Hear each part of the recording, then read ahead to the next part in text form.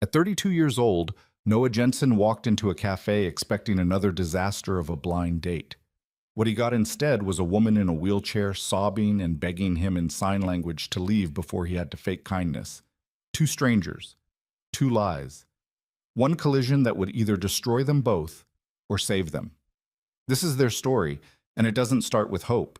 It starts with shame, grief, and a choice neither of them saw coming. If you want to see how far a single moment of honesty can go, stay until the end. Hit that like button and drop a comment with your city name so I can see how far this story travels. The rain hadn't stopped in 3 days. Noah Jensen sat in his truck outside the cafe, staring at the blurred windshield, wondering why the hell he'd agreed to this. His phone buzzed again, same name, same pressure. Marcus. You're not backing out. I can see your truck from here. Noah exhaled hard and typed back. Noah. This is a waste of time. Marcus. You've been saying that for 2 years. Get your ass inside. He tossed the phone onto the passenger seat and rubbed his face with both hands.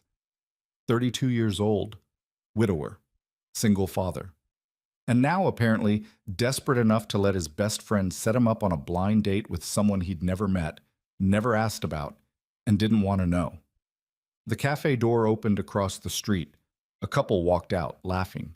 Noah watched them disappear into the rain, and something ugly twisted in his chest. He used to be that. He used to laugh like that. Now he was just tired. He pushed the door open, stepped into the cold, and walked across the street with his hood up and his hands shoved deep into his jacket pockets. The cafe was warm, too warm, and smelled like burnt coffee and cinnamon. A few people sat scattered around small tables, faces lit by laptops and phones. No one looked up. Marcus was at the counter, grinning like an idiot. You actually came, Marcus said, slapping him on the shoulder. I'm proud of you, man. Don't be, Noah muttered. Where is she? She's not here yet. Relax. Sit down. I'll get you a coffee. I don't want coffee. You're getting coffee. Noah didn't argue. He walked to the table Marcus pointed at, a small two-seater near the window, and sat down with his back to the wall. Old habit. He could see the door from here. He could see everything. Marcus came back with 2 cups and set one in front of him. Her name's Harper, Marcus said, sitting across from him. She's 30. Works from home, smart as hell. You'll like her. You said that about the last one. The last one was fine. You just didn't give her a chance. She talked about her ex the entire time. That was one time. It was the whole dinner. Marcus sighed and leaned back in his chair. Look, man, I get it. I know you're not ready, but you can't live like this forever. Mia needs to see you try. Noah's jaw tightened. Don't bring her into this. I'm not trying to be a dick. I'm just saying she's 5 years old, Noah. She's watching you shut down. You think she doesn't notice? Noah didn't respond. He stared at the coffee cup, steam rising in slow curls, and felt the familiar weight settle back onto his chest, the one that never really left. Marcus's phone buzzed. He glanced at it and stood up. She's here, he said. I'm going to step out, give you two some space. Marcus, you'll be fine. And then he was gone. Noah sat alone at the table, heart pounding for no reason he could name. He told himself it didn't matter. It was just coffee, just an hour. He could survive an hour. The door opened. He looked up, and everything stopped. A woman rolled through the doorway in a wheelchair, rain-soaked and trembling. Her dark hair stuck to her face in wet strands, her hands gripping the wheels like she was holding on for balance. She looked around the cafe, eyes wide and frantic, and when her gaze landed on him, she froze. For a moment, neither of them moved. Then her face crumpled. She shook her head, hard and fast, and her hands flew up in sharp, desperate movements. Sign language. Noah didn't understand it, but he didn't need to. The message was clear. Leave. Please. Just leave. The cafe went silent. People were staring now. A barista paused mid-pour. A man at the corner table pulled out his phone. Noah felt his stomach drop, felt the heat rise to his face, felt the instinct to run, to disappear, to pretend this wasn't happening. But he didn't move. Harper's hands kept moving, faster now, her face wet with tears. She was signing something over and over, the same motion, the same plea, and Noah realized with a sickening jolt that she wasn't crying because of him. She was crying because of what she thought he was about to do. He stood up slowly, hands raised, palms out. Wait, he said quietly. Just wait. Her hands stilled. She stared at him, chest heaving, eyes red and raw. Noah took a breath and stepped forward, just one step, and crouched down so they were eye level. I don't know what you were told, he said, voice low enough that only she could hear. But I'm guessing it was the same lie I got. Her brow furrowed. She didn't move. Noah pulled out his phone, opened his messages, and turned the screen toward her. Marcus. Her name's Harper. She's 30, works from home, smart as hell. You'll like her. Nothing about a wheelchair. Nothing about sign language. Nothing that mattered. Harper's eyes flicked from the phone to his face. Her expression shifted, confusion, then recognition, then something that looked like shame. She reached into the bag hanging from her chair and pulled out her own phone. Her fingers moved quickly across the screen. Then she turned it toward him. My friend said I'd be meeting someone who understood disability. Someone who'd chosen this. Not someone who'd been tricked into it. Noah read it twice. Then he sat back on his heels and let out a long, bitter laugh. Yeah, he said. We got played. Harper's lips twitched. Not quite a smile, but close. Noah stood and gestured to the table. You want to sit? Or you want to get out of here and never speak to Marcus again? She hesitated. Then slowly she rolled forward. Noah sat down across from her and watched as she pulled her phone back out, typing quickly. I'm sorry. I thought you were going to be nice to me out of pity. I couldn't handle that. I wasn't going to be nice, Noah said. I was going to sit here for 20 minutes, make an excuse, and leave. Her eyes widened slightly. Then she typed again. Honest. Too honest? No. Refreshing. Noah picked up his coffee and took a sip. It was cold now. He drank it anyway. So, he said. Harper. She nodded. I'm Noah. She typed. I know, Marcus talks about you a lot. That's annoying. He says you're a good father. Noah's chest tightened.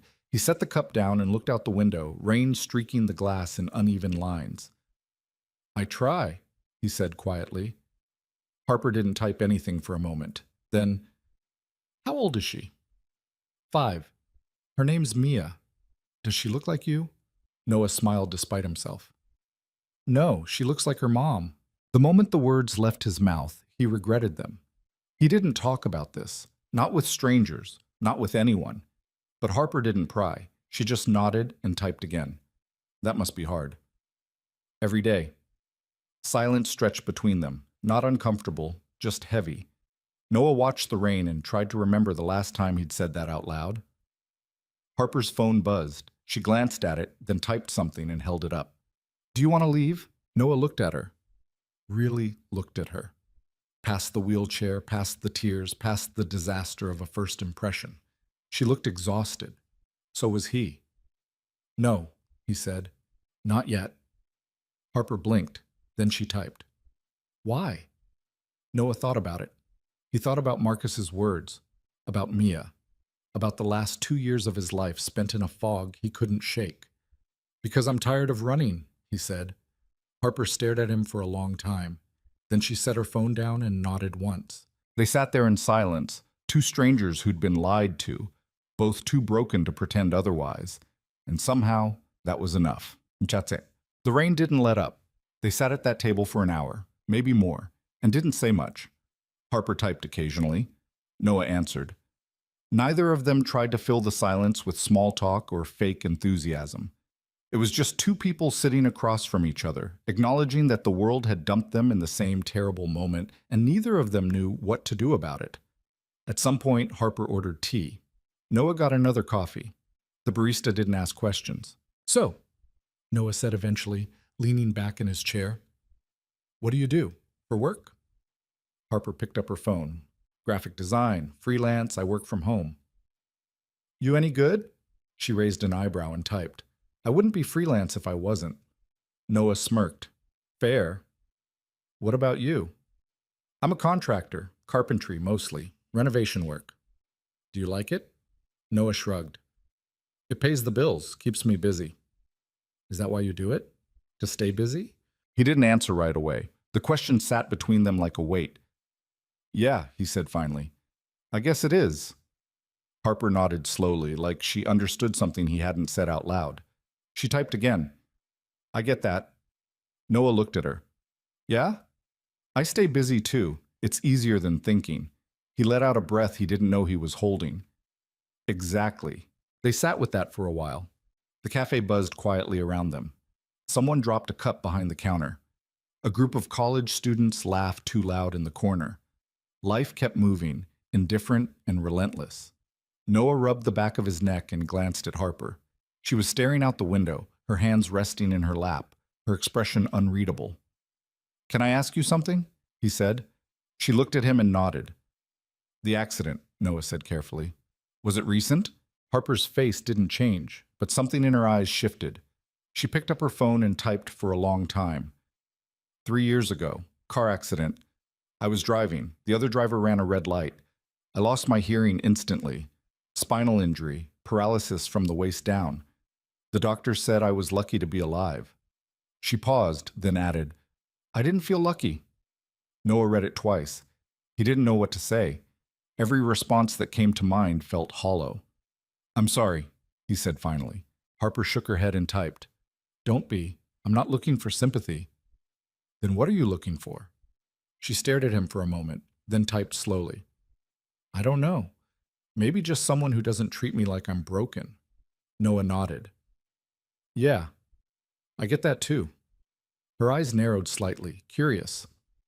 My wife died 2 years ago, Noah said, the words coming out flat and automatic. Cancer. It was fast. 6 months from diagnosis to gone. Mia was 3. She doesn't really remember her. Harper's hand stilled on her phone. She looked at him, and for the first time, there was no pity in her expression, just recognition. She typed, People still treat you like you're fragile, don't they? Every damn day. They tiptoe around you, ask if you're okay when they clearly don't want the real answer. Exactly. They mean well. I know, but it's exhausting. Harper set her phone down and just looked at him. No words, no platitudes, just understanding. Noah felt something loosen in his chest. This is the weirdest first date I've ever been on, he said. Harper's lips twitched. She picked up her phone. Is this a date? I don't know, is it? I thought we both hated this. We do. Then what is it? Noah thought about it. Survival. Harper actually smiled at that. Small, but real. She typed. I'll take it. They stayed until the cafe started closing. The barista wiped down tables around them, giving them pointed looks. Harper noticed first and nudged Noah's arm, pointing at the clock on the wall. Shit, Noah muttered. He stood and grabbed his jacket. I didn't realize it was that late. Harper wheeled back from the table and reached for her bag. Noah moved instinctively to help, then stopped himself. You good? He asked instead. She nodded and slung the bag over her shoulder. They left together, stepping out into the rain. It was lighter now, a drizzle instead of a downpour. The street was quiet. Most of the shops had closed. Noah walked beside her as she rolled toward the curb, and for a moment neither of them said anything. Then Harper stopped and pulled out her phone. Thank you. Noah frowned. For what? For not leaving. He looked at her, rain beating on her hair, her face tired but calm, and felt something shift inside him, something he hadn't felt in a long time. Not hope. Not yet. But maybe the beginning of it. You didn't leave either, he said. She smiled faintly and typed, Do you want to do this again? Noah hesitated. Not because he didn't want to, but because he didn't know if he could handle wanting to. Yeah, he said finally. I think I do. Harper's smile widened. She typed one more thing and turned the screen toward him. Same place. Next week? Same place, Noah said. Next week. She nodded, then rolled toward a van parked at the curb. Noah watched as she maneuvered herself inside with practiced efficiency, folding the wheelchair and pulling it in after her. The door slid shut. The engine started. And then she was gone. Noah stood there in the rain, hands in his pockets, staring at the empty street. His phone buzzed. Marcus. How'd it go? Noah stared at the message for a long time. Then he typed back. Noah. I'm coming over. We need to talk. He got in his truck and drove. What? Marcus lived 15 minutes away in a cramped apartment that smelled like takeout and laundry detergent. Noah pounded on the door until Marcus opened it, looking confused and slightly alarmed. Dude, what? Noah pushed past him into the apartment. You set me up. Marcus closed the door slowly. I mean, yeah, that was kind of the point. You lied to me. I didn't lie. I just didn't tell you everything. That's the same thing. Marcus sighed and crossed his arms. Okay, you're pissed. I get it. But did you talk to her? Noah turned on him. You told her I understood disability. You told me she was just some woman who worked from home. You made us both think we were meeting someone who actually wanted to be there. And did you? Did I what? Did you want to be there? Noah opened his mouth to say no, to say it was a disaster, to say Marcus had no right. But he stopped, because the truth was, by the end, he hadn't wanted to leave. Marcus watched him, waiting. She's deaf, Noah said quietly, and she's in a wheelchair, and you didn't tell me. Would you have gone if I did? Noah didn't answer.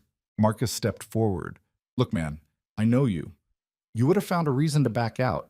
You would have said it was too complicated, or you weren't ready, or you didn't want to put that on someone. But Harper's not fragile.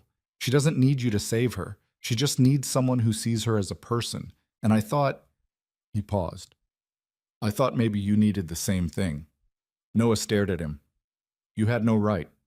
I know. You manipulated both of us. I know.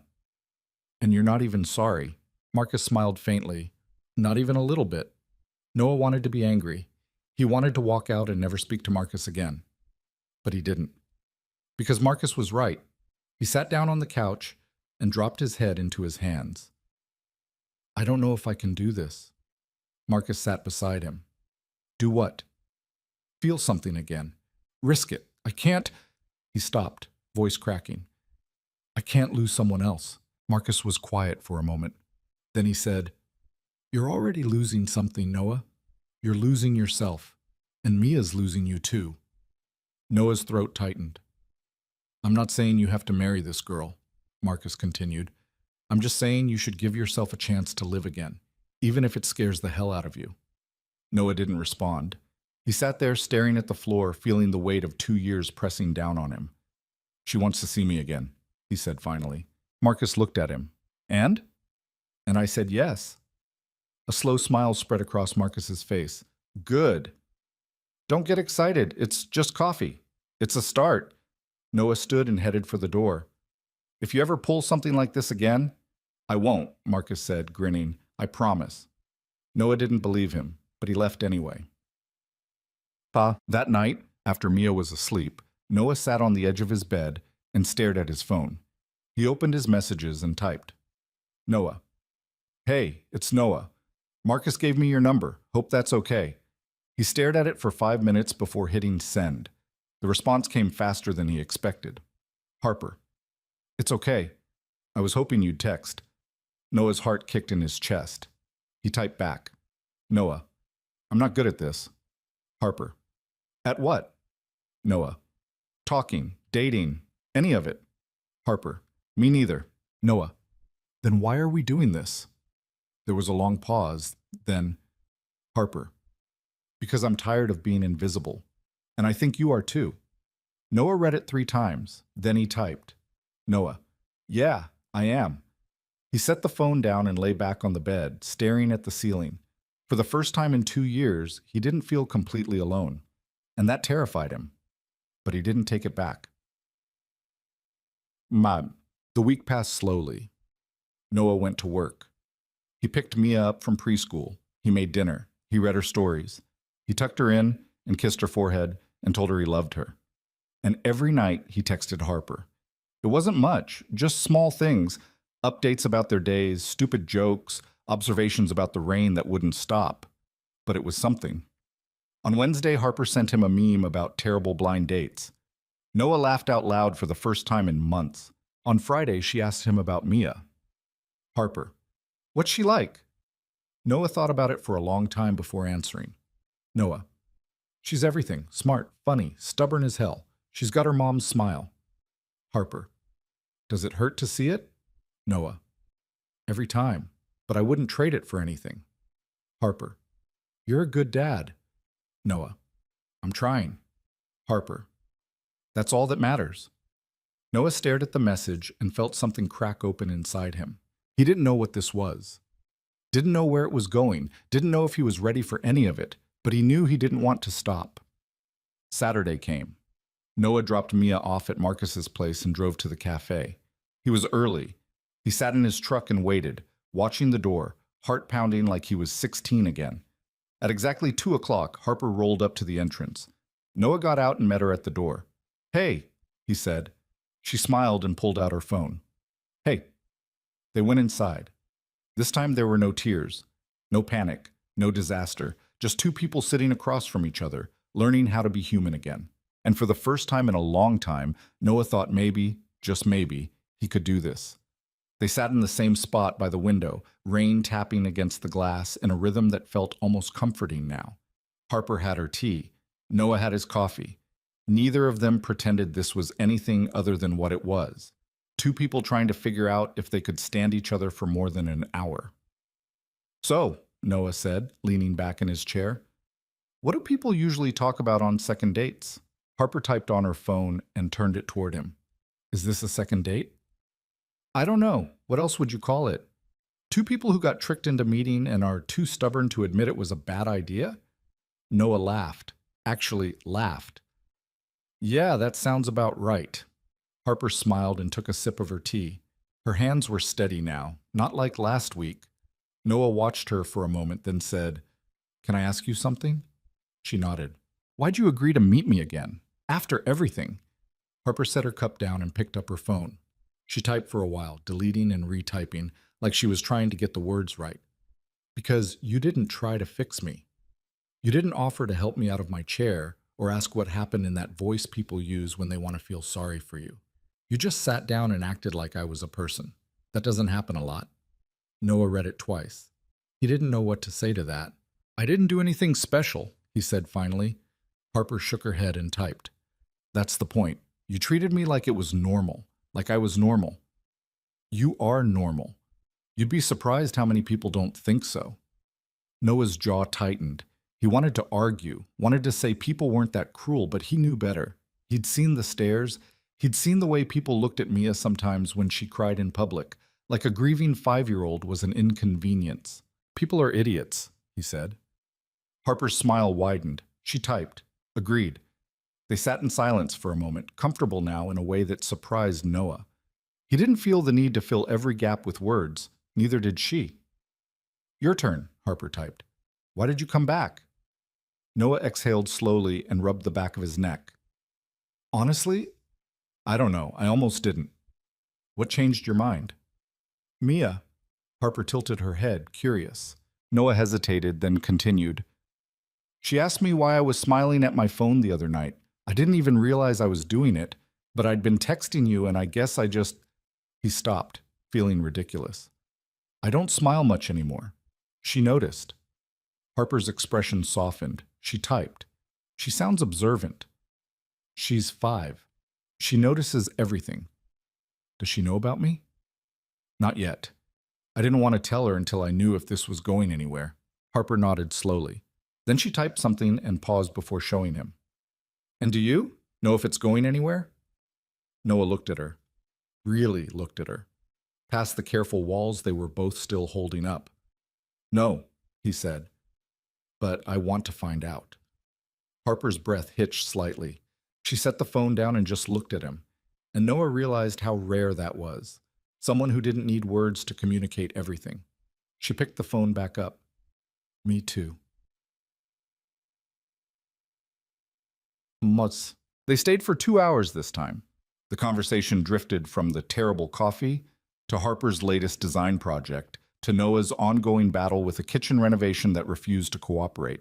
It was easy, normal, the kind of conversation people had when they weren't carrying the weight of their entire past on their shoulders. But the past was still there.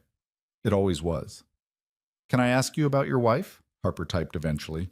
Noah's stomach clenched. He looked down at his cup. Yeah. What was her name? Emma.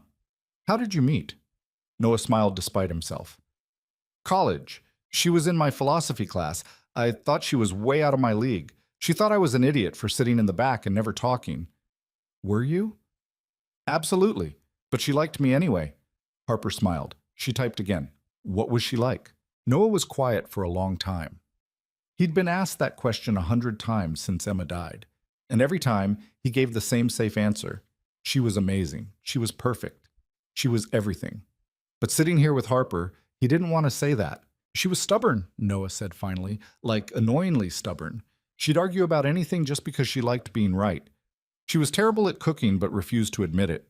She cried during every sad movie, even the bad ones, and she loved Mia more than anything in the world. Harper watched him carefully. Then she typed, "Do you still love her?" Noah's throat tightened. "Every day." "Does that scare you?" "What do you mean?" "Loving someone new, while still loving her." Noah stared at the phone, then at Harper, and felt something inside him crack wide open. "Yeah," he said quietly. "It terrifies me." Harper nodded like she understood. She typed, "My ex left me 3 months after the accident." Noah's head snapped up. "What?" "We'd been together for 4 years, engaged for 1. He said he couldn't handle it, that he didn't sign up for this." "That's—" Noah stopped himself, fists clenched under the table. "I'm sorry. That's not enough. But I don't know what else to say." Harper shrugged, but her hands trembled slightly as she typed. "I don't blame him. Not really. It's a lot to ask someone to stay." "It's not asking. It's just life. People get hurt. People get sick. That's what being with someone means." "You'd think. But most people don't see it that way." Noah leaned forward. "Then most people are cowards." Harper stared at him. Then slowly she smiled. Not a sad smile. A real one. She typed, "You're very intense, you know that?" Noah blinked. Then he laughed, surprised. "Yeah, I've been told. I like it." "You sure? Because most people find it annoying." "I'm not most people." "No," Noah said, meeting her eyes. "You're not." When they finally left the cafe, the rain had stopped. The streets were wet and shining under the streetlights, and the air smelled clean, like the city had exhaled after holding its breath for days. Harper rolled beside him toward the curb, and Noah walked slowly, matching her pace without thinking about it. "This was good," he said. Harper pulled out her phone. "Better than last time?" "Way better. No crying." "Low bar." Noah grinned. "I'll take it." She stopped at the van and turned toward him. For a moment, neither of them said anything. Then Harper typed, "Do you want to meet Mia?" Noah froze. "What?" "Not now, not yet. But eventually, if this keeps going." Noah's heart pounded. That's a big step." "I know. She's only met a couple people since Emma died. I don't introduce her to just anyone." Harper nodded and typed, "I'm not asking you to. I'm just saying I want to. If you think it's the right time." Noah looked at her standing there in the glow of the streetlights, rain damp and unflinching, asking for something most people would be too scared to even mention. "Yeah," he said finally. "I think I'd like that." Harper's smile was slow but genuine. She typed one more thing.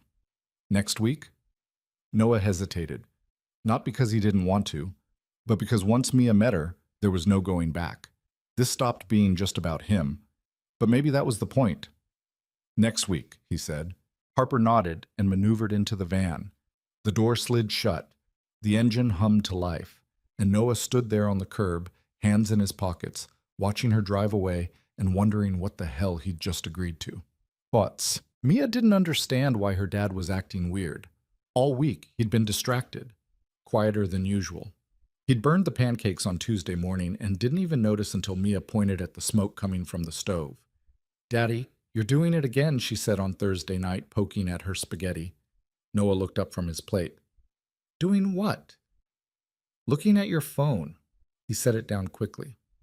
"Sorry, sweetheart, just work stuff." Mia narrowed her eyes. She didn't believe him. She was 5, not stupid. "Are you sad?" she asked. Noah's chest tightened. "No, why would you think that?" "Because you look sad. Like when you look at Mommy's picture." Noah put down his fork. He reached across the table and took Mia's small hand in his. "I'm not sad," he said gently. "I promise." "Then what's wrong?" Noah hesitated. He didn't know how to explain this to her, didn't know if he should. "I met someone," he said finally, "a friend, and I think you might like her." Mia's eyes went wide. "A girlfriend?" "Just a friend. Her name's Harper. Is she nice?" "Yeah, she's nice." "Does she like kids?" "I think so." Mia thought about this very seriously. Then she said, "Does she like dinosaurs?" Noah smiled. "I don't know. Want to ask her yourself?" Mia's face lit up. "Can I?" "Yeah, she's going to come over this weekend. If that's okay with you." Mia nodded so hard her ponytail bounced. "Okay." Noah felt something loosen in his chest. "Okay." That night, after Mia was asleep, Noah texted Harper. "Noah, she's excited to meet you. Fair warning, she's going to ask you about dinosaurs." Harper, "Good. I have opinions." Noah, "This is going to be a disaster, isn't it?" Harper, "Probably. But at least it'll be interesting." Noah laughed and set the phone down. He lay back on the bed and stared at the ceiling, heart pounding. He was doing this, actually doing this, and he had no idea if it was the right choice. But he was too far in to stop now. Saturday afternoon arrived too fast. Noah cleaned the house twice. He made Mia change her shirt because she'd spilled juice on it. He checked his phone every 5 minutes, even though Harper wasn't supposed to arrive for another hour. "Daddy, you're being weird," Mia said, sitting on the couch with her stuffed T-Rex. "I'm not being weird." "Yes, you are. You cleaned my room. You never clean my room." Noah sighed. "I just want the house to look nice." "Why?" "Because Harper's coming over." "So?" "So I want to make a good impression." Mia tilted her head. "Do you like her?" Noah froze. "What? Do you like Harper, like Uncle Marcus likes his girlfriend?" Noah crouched down in front of her. "It's not like that, sweetheart. Harper's just a friend." Mia studied him with those two smart eyes. "Okay." But she didn't look convinced. At exactly 2 o'clock, there was a knock at the door. Noah's heart jumped into his throat. He opened it, and there was Harper, sitting in her wheelchair with a nervous smile and a backpack slung over one shoulder.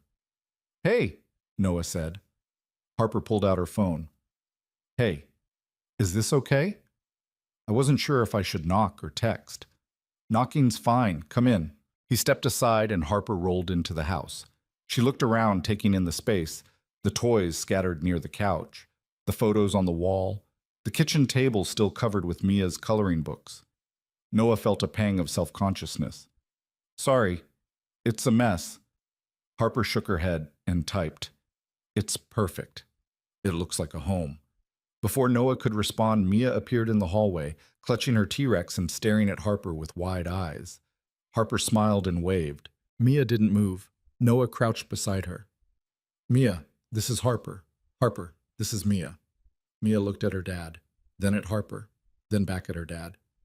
"She can't hear me," Mia whispered. "That's right," Noah said gently, "but she can read what you say if you talk to me, or you can learn to use your hands to talk to her." Mia's eyes went even wider. "With my hands?" Harper pulled out her phone and typed, then held it up for Mia to see. "Hi, Mia. I brought something for you." Mia looked at the screen, then at Harper, then back at the screen. Harper reached into her backpack and pulled out a small stuffed triceratops. Mia gasped. She walked forward slowly, took the dinosaur, and hugged it to her chest. "Thank you," she said quietly. Harper smiled and typed, "You're welcome. Your dad said you like dinosaurs." Mia nodded. Then very carefully, she climbed onto the couch and sat next to Harper. Noah watched, barely breathing. "What's your favorite dinosaur?" Mia asked, looking at Noah so he could relay it. Noah repeated the question. Harper typed, "Ankylosaurus, because they're tough and nobody messes with them." Noah read it aloud. Mia's face lit up. "Mine's the T-Rex because they're the strongest," Harper typed again. "T-Rexes are cool, but Ankylosaurus had armor. That's pretty strong too." Mia thought about this very seriously. Then she said, "Can you teach me to talk with my hands?" Harper's smile widened. She nodded and held up one hand, forming a simple sign. Mia watched, fascinated, and tried to copy it. Noah stood there in the doorway, watching his daughter and this woman he barely knew, and felt something shift in his chest. This was real. This was happening. And for the first time in 2 years, he wasn't terrified. They spent the afternoon in the living room. Harper taught Mia a few basic signs. Hello, thank you, dinosaur. Mia picked them up faster than Noah expected, her small hands mimicking Harper's movements with surprising accuracy. Noah sat on the floor with them, watching, occasionally translating when Mia got too excited and started talking too fast. At one point, Mia looked at Harper very seriously and signed something Noah didn't recognize. Harper's eyes went wide. She looked at Noah, then back at Mia, and typed, "Did you just ask me if I like your dad?" Mia grinned and nodded. Noah's face went hot. "Mia," but Harper was already typing. "I do. He's a good person." Mia seemed satisfied with that. She went back to playing with her dinosaurs, arranging them in a line on the coffee table. Noah looked at Harper. "Sorry, she's—" Harper shook her head and typed, "Don't apologize. She's honest. I like that. She doesn't have a filter." "Good. Filters are overrated." Noah smiled despite himself. They stayed like that for hours. Harper didn't seem in any hurry to leave, and Mia didn't want her to. She kept asking questions, kept showing Harper her toys, kept signing words she'd just learned, and Noah just watched. At some point, Mia climbed into Harper's lap without asking, curling up against her like it was the most natural thing in the world. Harper froze. She looked at Noah, uncertain. Noah nodded. "It's okay." Harper relaxed. She wrapped one arm around Mia, and Mia sighed contentedly, half asleep already. Noah's throat tightened. Emma used to hold her like that. But this wasn't Emma. And somehow, that was okay. But when Harper finally left, it was late. Mia had fallen asleep on the couch, and Noah carried her to bed, tucking her in and kissing her forehead. "I like Harper," Mia mumbled, half asleep. Noah's chest ached. "Yeah, me too. Is she going to come back?" "I hope so." Mia smiled and rolled over, clutching the triceratops Harper had given her. Noah stood there for a long moment, watching her sleep, then walked back to the living room. Harper was at the door, phone in hand. "She's amazing. She liked you," Noah said. "That's rare. She doesn't trust people easily. I wonder where she gets that from." Noah smirked. "Fair." Harper hesitated, then typed, "Thank you for letting me meet her. I know that wasn't easy." "It wasn't," Noah admitted, "but I'm glad I did." "Me too." They stood there for a moment, neither of them moving. Then Harper typed one more thing. "Can I see you again? Just us?" Noah's heart kicked. "Yeah, I'd like that." "Good." She rolled toward the door, then paused and looked back at him. Noah stepped forward without thinking and crouched down beside her chair. "Harper," he said quietly, "I don't know what I'm doing. I don't know if I'm ready for this, but I don't want to stop." Harper's eyes softened. She reached out and touched his hand, just briefly, then pulled back and typed, "Then don't stop." Noah nodded. She smiled and left, and Noah stood there in the doorway, watching her van disappear down the street, feeling like something inside him had finally started to heal. Booked. Over the next few weeks, everything changed. Harper came over twice more, then 3 times a week, then almost every day. Mia adored her. She'd run to the door every time Harper arrived, signing hello before Noah even had a chance to open it. They'd sit together on the floor, building block towers and coloring and teaching each other new words. Noah watched from the kitchen, pretending to work on dinner, but really just watching the two of them together. It felt right. It felt like family, and that terrified him. One night, after Mia was asleep, Noah and Harper sat on the couch, the house quiet around them. "She's getting attached," Noah said quietly. Harper pulled out her phone. "Is that a bad thing?" "I don't know. What if this doesn't work out? What if we—" He stopped. "I don't want her to lose someone else." Harper set the phone down and looked at him for a long time. Then she typed, "You're scared." "Yeah." "Of me? Or of this?" "Both." Harper nodded slowly. She typed again. "I'm scared too. But I'm not going anywhere." "You don't know that." No, but I'm choosing to stay anyway. Noah's chest tightened. He looked at her, this woman who'd stumbled into his life by accident, who'd somehow become part of it without him realizing, and felt something shift. I'm falling for you, he said, the words coming out raw and unsteady. And I don't know how to do that without being terrified. Harper's breath hitched. She picked up her phone with shaking hands and typed, I'm falling for you too. Noah stared at her. Yeah? She nodded. He reached out slowly and took her hand. She didn't pull away. They sat there in silence, hands intertwined, both of them scared and both of them staying anyway.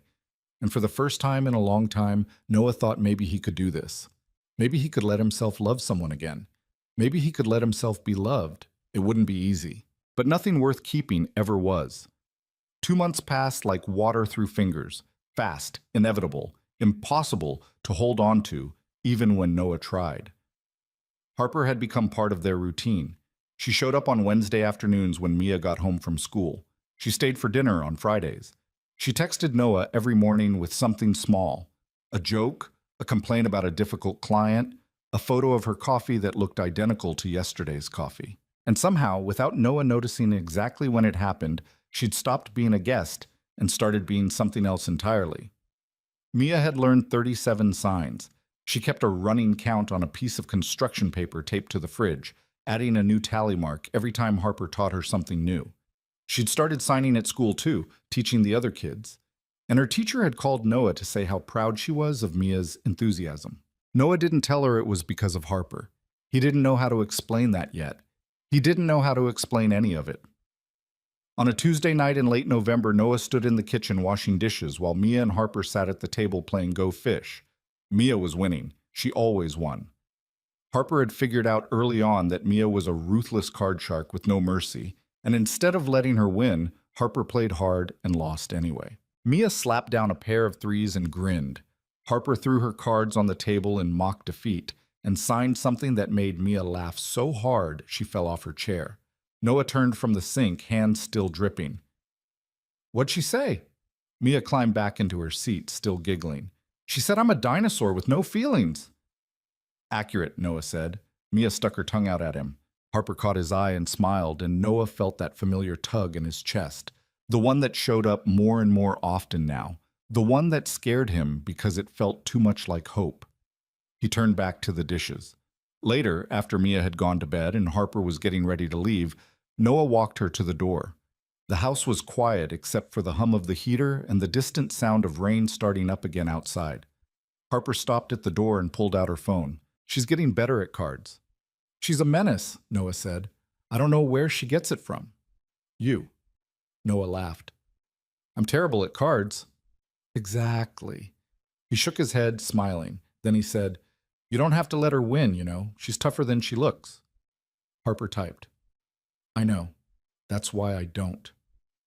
Noah looked at her, really looked at her, and felt something settle in his chest. You're good with her, he said quietly. She makes it easy. She doesn't. Trust me. She's stubborn and picky, and she doesn't let anyone in unless she decides they're worth it. Then I guess I'm worth it. Noah's throat tightened. Yeah, I guess you are. Harper's expression softened. She typed something, then hesitated before showing him. Can I ask you something? Always. Are we together? Like actually together? Noah's heart kicked. He'd been avoiding that question for weeks now, avoiding putting a name to whatever this was, because naming it made it real, and real things could break. Do you want to be? He asked. Harper looked at him for a long moment, then typed. Yes. Noah let out a breath he didn't know he'd been holding. Yeah, me too. Then we are. It was that simple, that terrifying. Harper reached out and took his hand, her fingers warm against his. And Noah realized this was the first time they'd really touched beyond a brief brush of hands or a casual shoulder bump. He squeezed her hand gently. She squeezed back. I'm going to screw this up, he said, just so you know. I'm going to be weird and closed off, and I'm going to panic for no reason. Harper smiled and typed with one hand. I'm going to be difficult and stubborn, and I'm going to push you away when I get scared. So we're both disasters. Perfect match. Noah laughed, and the sound surprised him.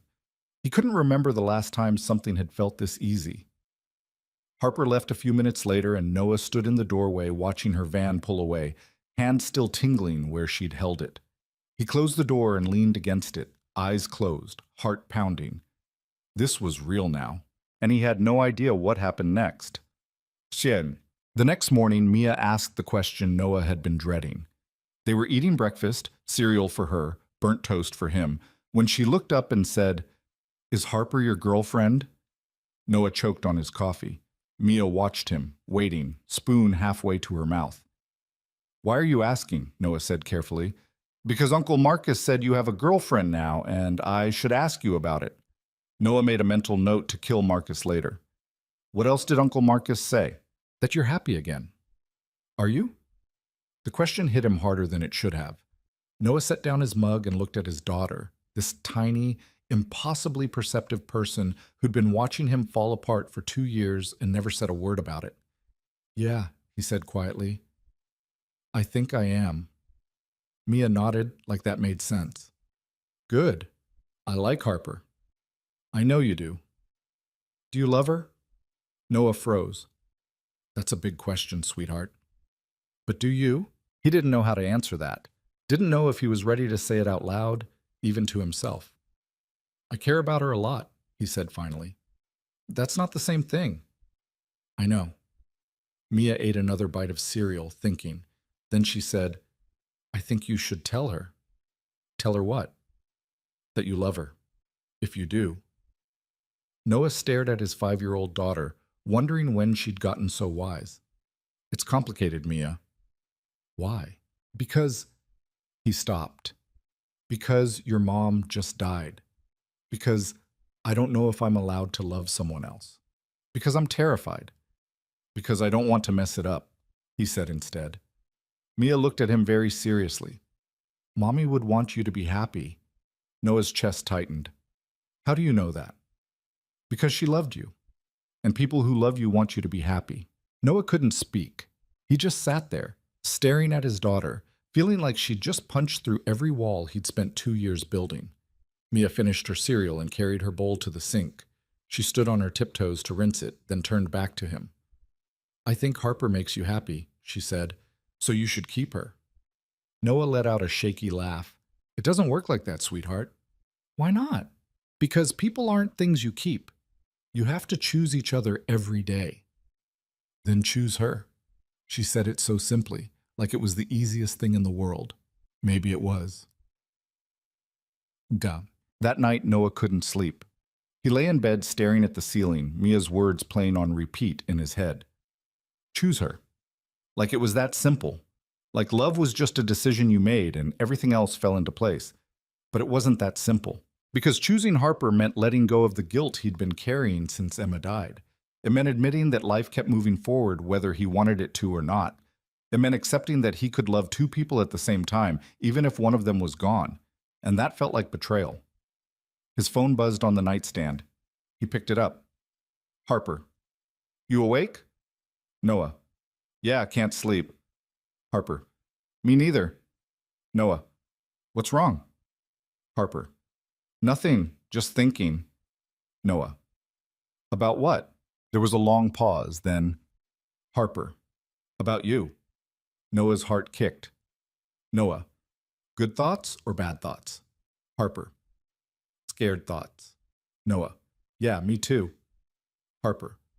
What are you scared of? Noah stared at the question for a long time, then he typed. Noah. That I'm going to lose you, that I'm going to screw this up, that I'm not ready, and I'm lying to both of us by pretending I am. Harper. You're not lying. Noah. How do you know? Harper. Because if you were, you wouldn't be scared. You'd just be going through the motions.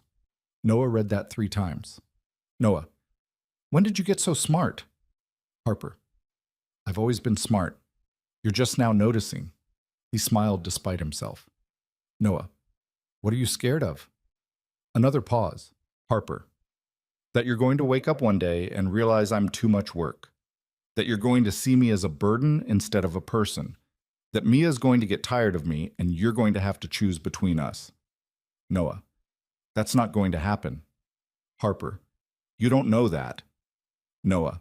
Yes, I do. Mia doesn't get tired of people she loves, and neither do I. Harper. You love me? Noah's breath caught. He stared at the message, finger hovering over the keyboard, heart pounding so hard he could hear it in his ears. He could say no. He could backtrack. He could make a joke and change the subject and pretend he hadn't just said what he'd said. But he didn't. Noah.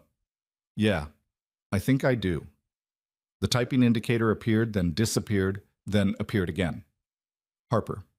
You think? Noah. I'm not good at this. I don't know how to say it right. Harper.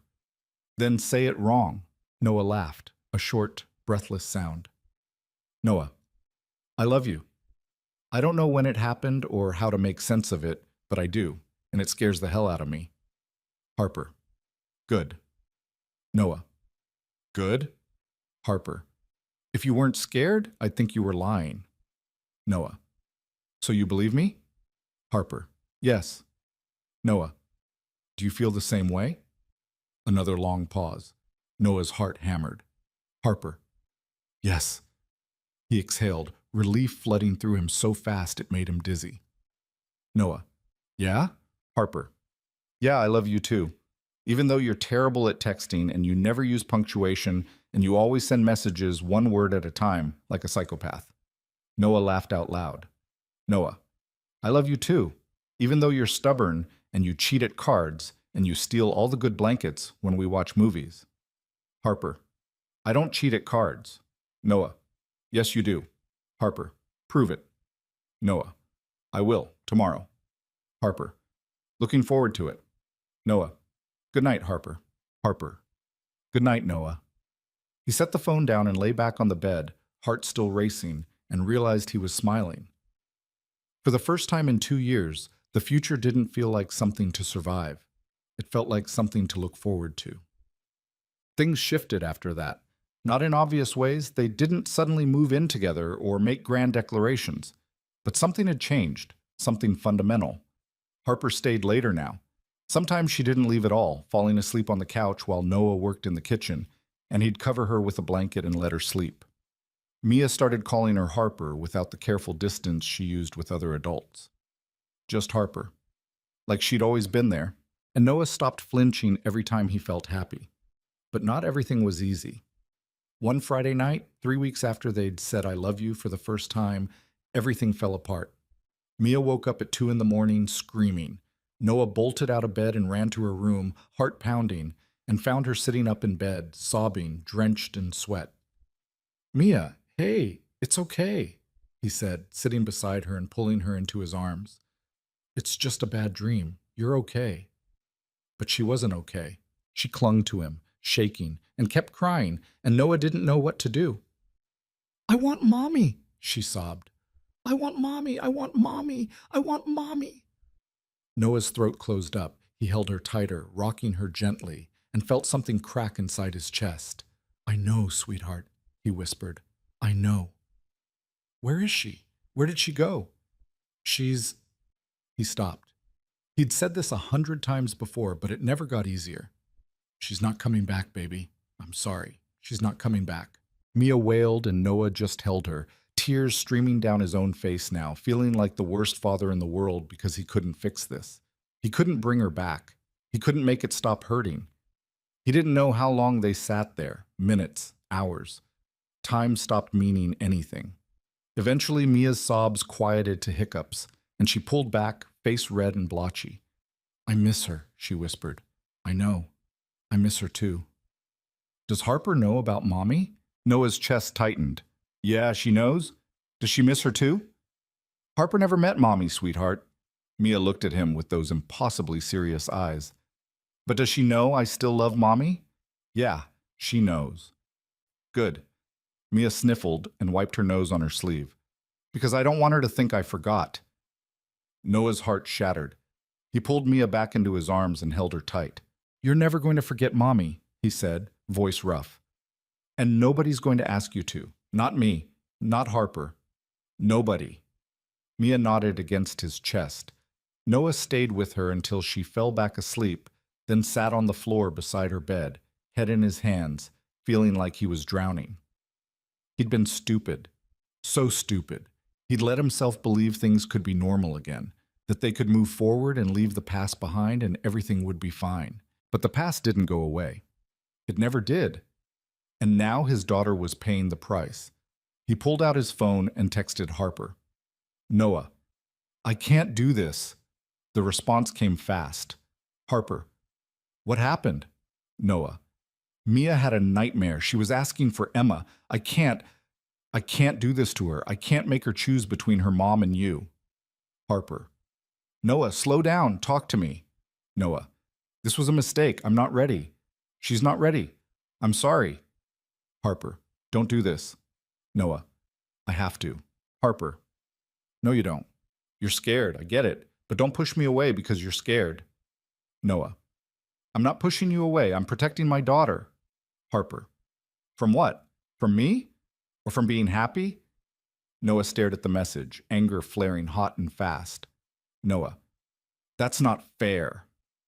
Harper, neither is shutting me out. Noah, I'm not shutting you out. I'm being realistic.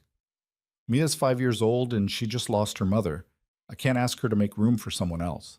Harper, nobody's asking her to replace Emma. That's not what this is. Noah, then what is it? Harper, it's just love, Noah. That's all it is. And there's room for both. Noah's hands shook. He wanted to believe that. Wanted to believe it was that simple. But it wasn't. Noah, I need space. I'm sorry. Harper, how much space? Noah, I don't know. Harper, okay, take your space. But don't disappear on me, please. Noah didn't respond. He turned off his phone and sat there in the dark, listening to Mia breathe, feeling like the biggest coward in the world. A week passed. Noah didn't text Harper, didn't call, didn't answer when she reached out. Mia asked about her every day. Where's Harper? She said on Monday. She's busy, Noah lied. When is she coming back? I don't know. On Wednesday, Mia asked again. Did Harper leave because of me? Noah's stomach dropped. What? No, why would you think that? Because I cried about Mommy, and now she's gone. Mia, no, that's not... He crouched down in front of her, hands on her shoulders. Harper didn't leave because of you, I promise. Then why isn't she here? Noah didn't have an answer. On Friday, Marcus showed up unannounced. Noah opened the door, saw his face, and said, I don't want to hear it. Too bad. Marcus pushed past him into the house. What the hell are you doing? I'm protecting my daughter. By what? Sabotaging the first good thing that's happened to you in 2 years? It's not that simple.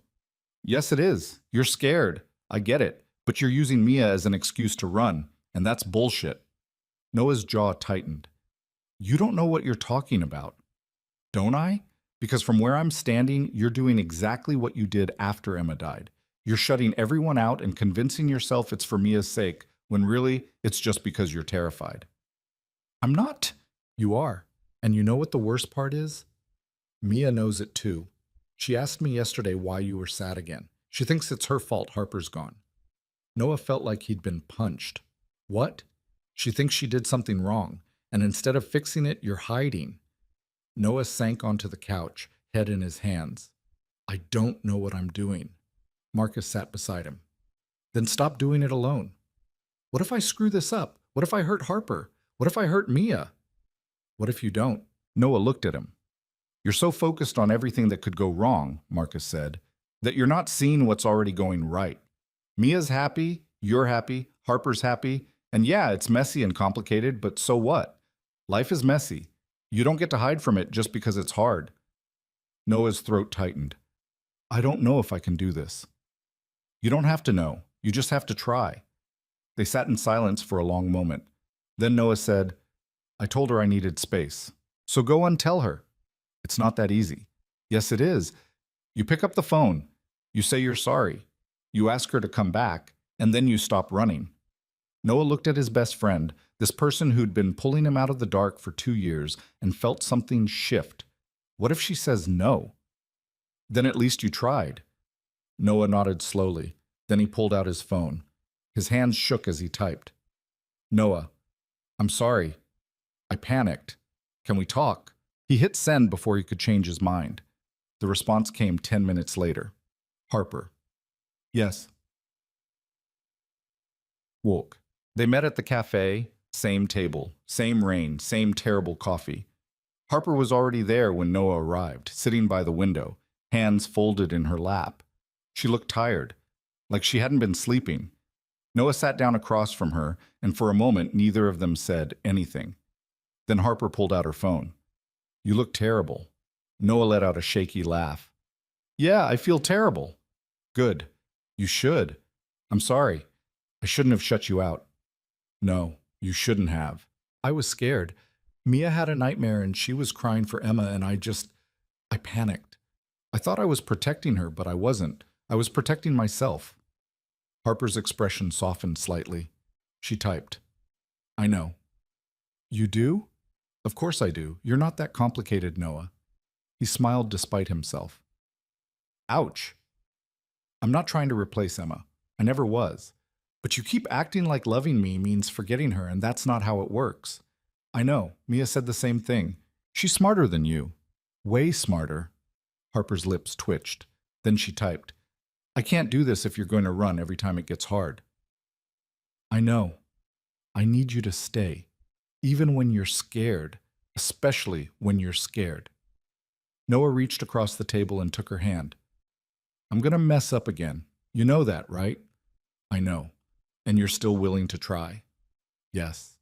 Are you? Noah looked at her, this woman who'd somehow become his entire world without him realizing it, and knew there was only one answer. Yes.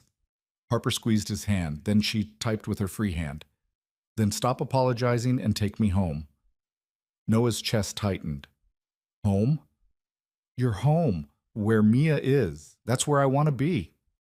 Noah felt tears prick his eyes. He blinked them back and nodded. Yeah, okay. They left the cafe together, and this time Noah didn't let go of her hand. When they walked through the door, Mia was sitting on the living room floor with Marcus, building a tower out of blocks that was already leaning dangerously to one side. She looked up, saw Harper, and her entire face lit up.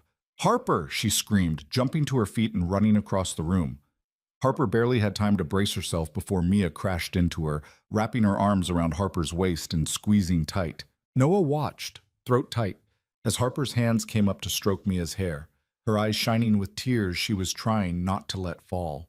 Marcus caught Noah's eye and nodded once, then quietly slipped out the door without a word. Mia pulled back and looked up at Harper, signing something Noah had taught her weeks ago. I missed you. Harper's smile wobbled. She signed back, slow and clear. I missed you too. Mia grinned, then turned to Noah. Can Harper stay for dinner? Noah looked at Harper. She looked back at him, waiting. Yeah, he said softly. She can stay. Mia cheered and grabbed Harper's hand, dragging her toward the pile of blocks. You have to help me build a castle. Daddy's terrible at it, and Uncle Marcus kept knocking it down. Harper glanced back at Noah, eyebrows raised in amusement. Noah shrugged. She's not wrong. I am terrible at it. Harper shook her head, smiling, and let Mia pull her down to the floor. Noah stood there for a moment, watching the two of them together. Mia chattering away, Harper listening with her whole body, nodding and signing responses that made Mia laugh, and felt something settle deep in his chest. This was what home looked like. Not perfect, not easy, but real. And for the first time since Emma died, Noah let himself believe it could last. Dinner was chaotic. Mia insisted on making spaghetti, which meant Noah ended up doing most of the actual cooking while Mia supervised, and Harper sat at the table trying not to laugh as Mia bossed her father around like a tiny drill sergeant. You're burning the garlic, Mia announced, peering over the edge of the stove. I'm not burning the garlic. It smells burned. That's just how garlic smells. Mia looked at Harper and signed. He's burning it. Harper covered her mouth, shoulders shaking with silent laughter. Noah pointed the spatula at both of them. You two are ganging up on me. Mia grinned, completely unrepentant. They ate at the kitchen table, plates piled high with pasta that was only slightly overcooked, and for a while everything felt normal, easy, like they'd been doing this for years instead of months. Mia talked non-stop, telling Harper about school and her friend Jenna, who could do a cartwheel, and the boy in her class who ate glue and had to go to the nurse. Harper listened, asking questions through Noah, engaging with every ridiculous detail like it was the most important thing in the world. And Noah just watched them, feeling something warm and terrifying bloom in his chest. After dinner, Mia insisted on showing Harper her room.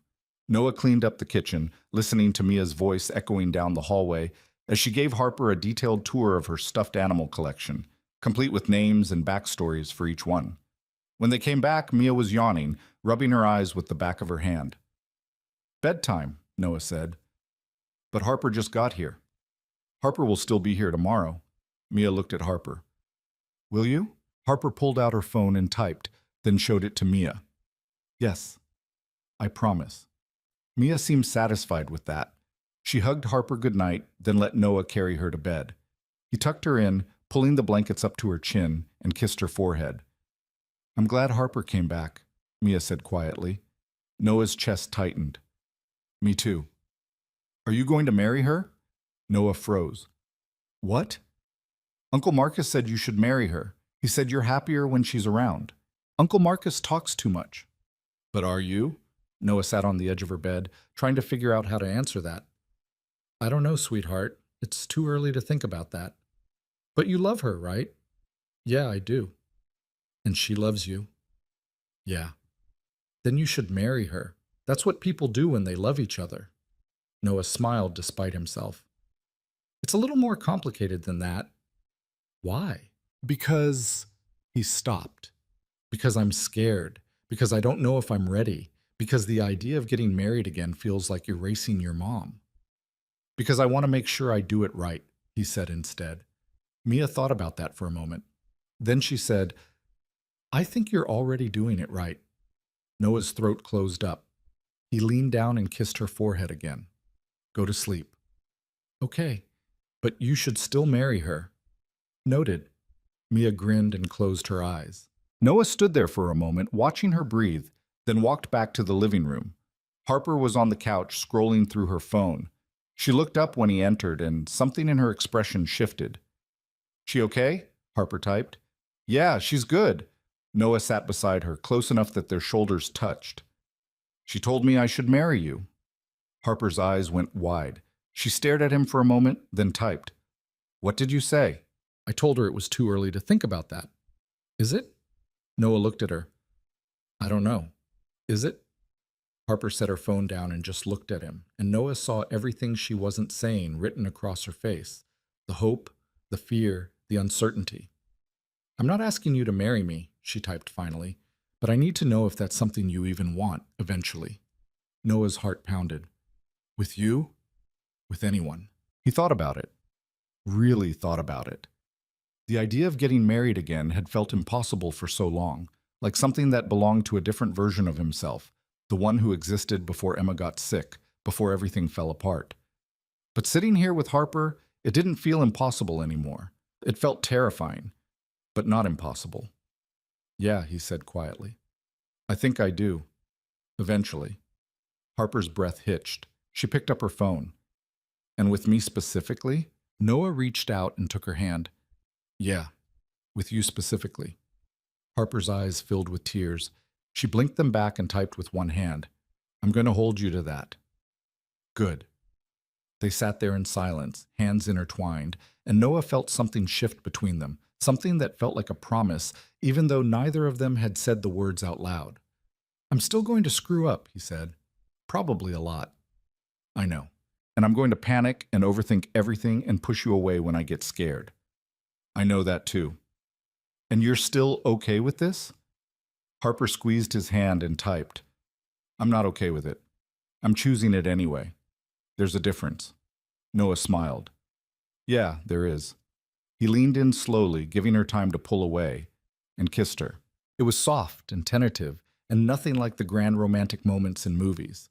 It was just two broken people choosing each other despite everything that had tried to pull them apart. And it was perfect. Christmas came faster than Noah expected.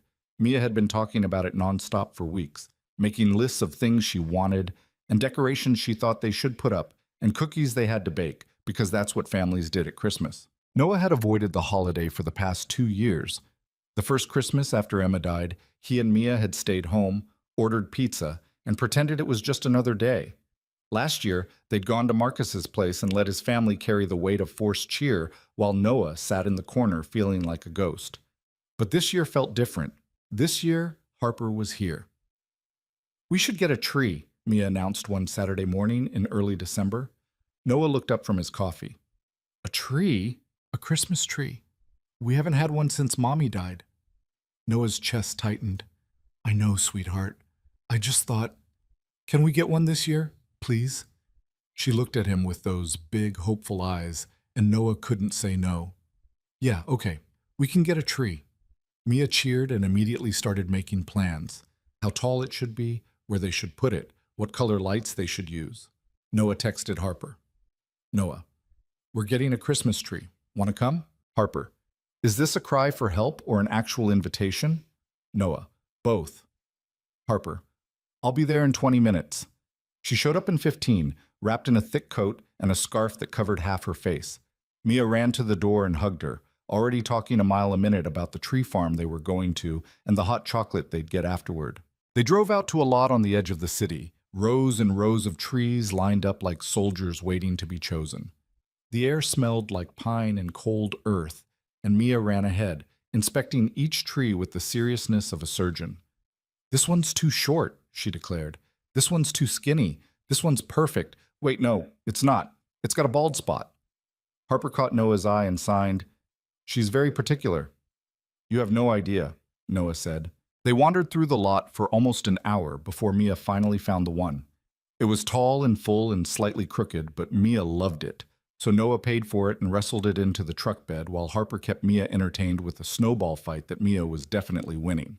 By the time they got home, it was late afternoon and starting to snow. Noah dragged the tree inside while Mia supervised, telling him exactly where to put it and how to angle it and whether it was straight enough.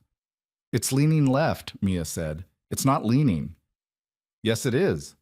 Harper walked over, tilted her head, and nodded. "You too?" Noah said. Harper grinned and signed. "It's definitely leaning." Noah groaned and adjusted the tree for the third time. "Better?" Mia squinted at it. "Yeah, that's good." They spent the rest of the evening decorating. Mia insisted on putting every single ornament on herself, which meant most of them ended up clustered on the bottom half of the tree while the top remained bare. Noah started to fix it, but Harper stopped him. She typed on her phone. Let her do it her way. "It looks ridiculous. It looks like a 5-year-old decorated it," which she did. Noah looked at the lopsided tree with its uneven ornaments and mismatched lights and realized Harper was right. It was perfect because it was theirs. When they finally turned the lights on, Mia gasped. "It's beautiful," she whispered. Noah stood behind her, hands on her shoulders, and felt something crack open inside his chest. Emma should be here.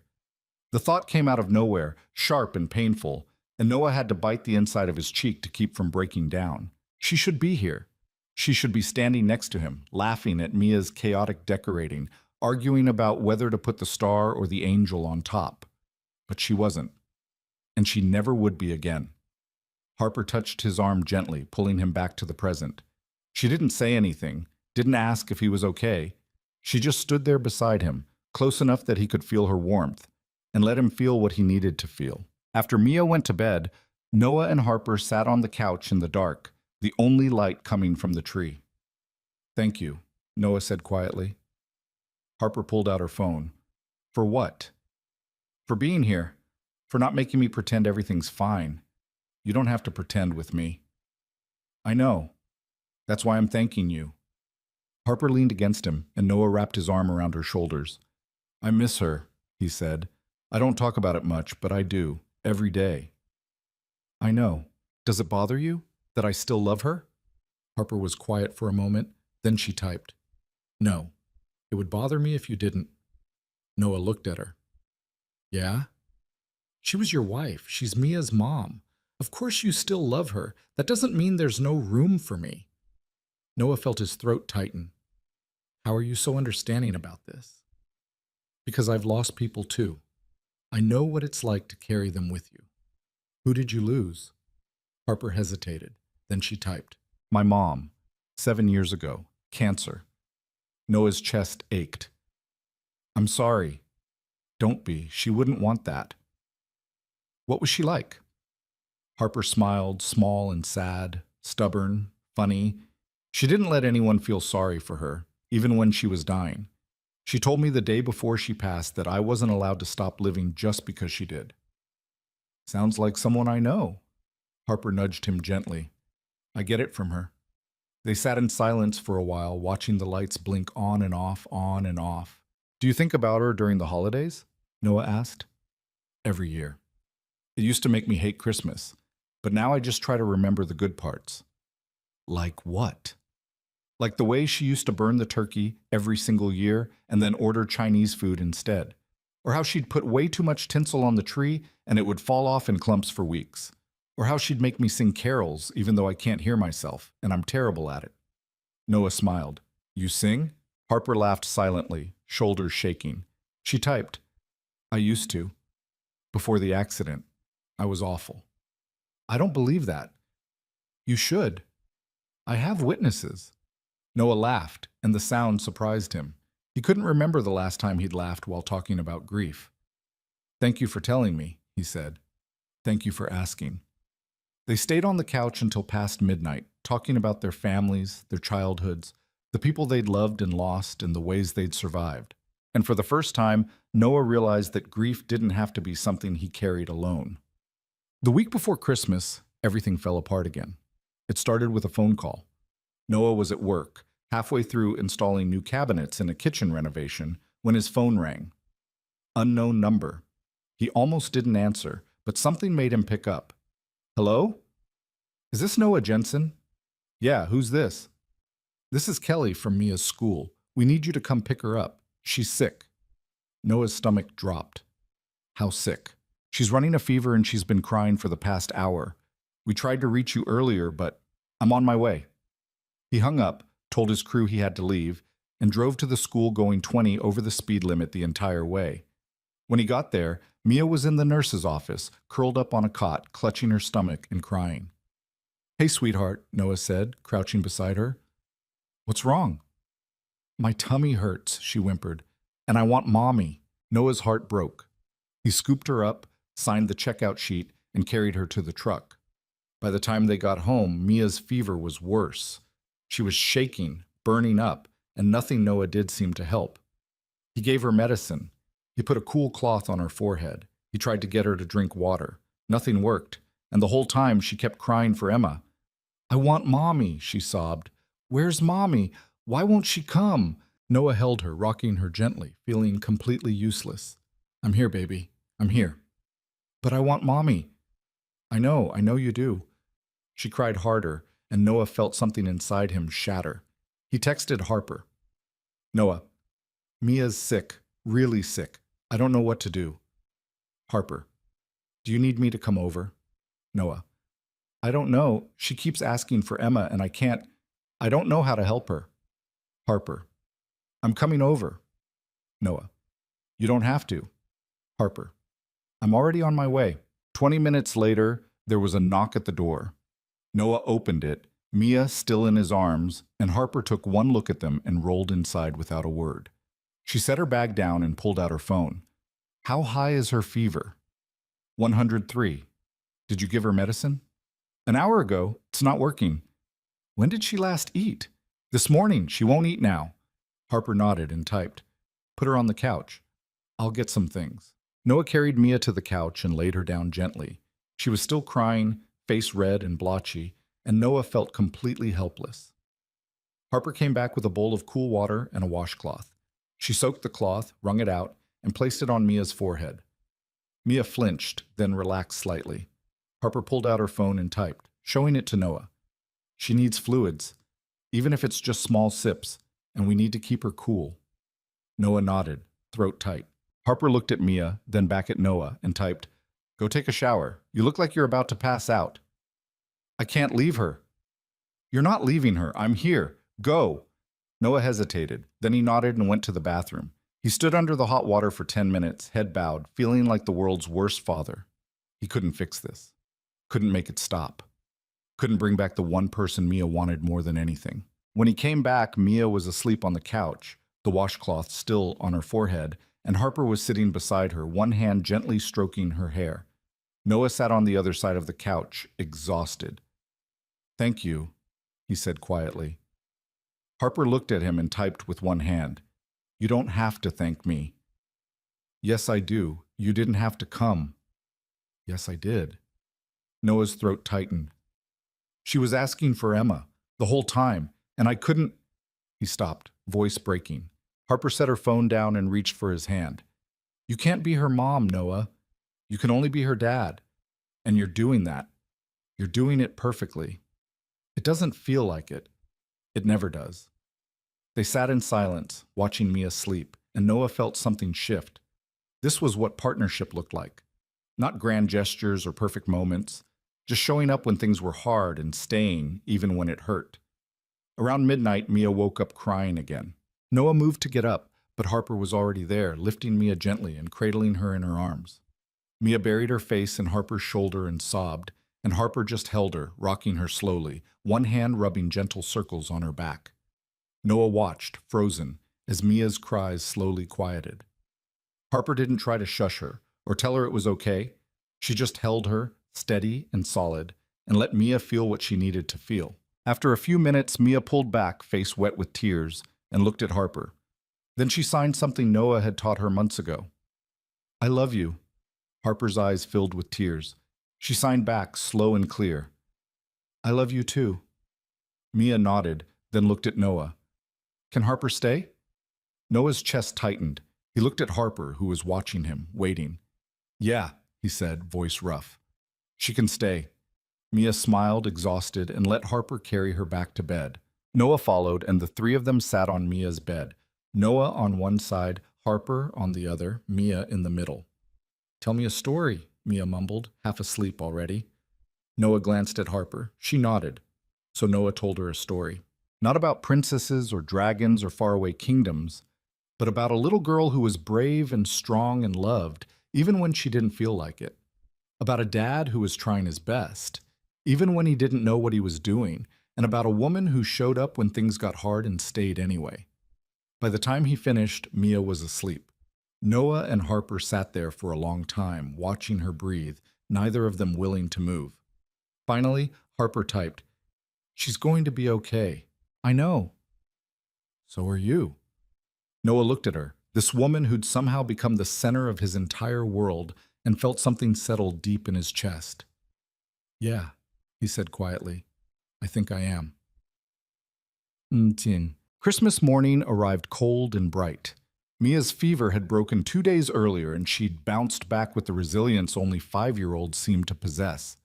By Christmas Eve, she was running around the house again, full of energy and excitement, counting down the hours until she could open presents. Harper had stayed over Christmas Eve, sleeping on the couch, even though Noah had offered her the bed. She said she didn't want to miss Mia's reaction on Christmas morning. When Mia woke up and saw the presents under the tree, she screamed so loud Noah thought the neighbors might call the police. She tore through them like a tiny tornado. New dinosaur toys, art supplies, books, a bike that Noah had somehow managed to assemble without instructions or a mental breakdown. But her favorite gift wasn't from Noah. It was from Harper.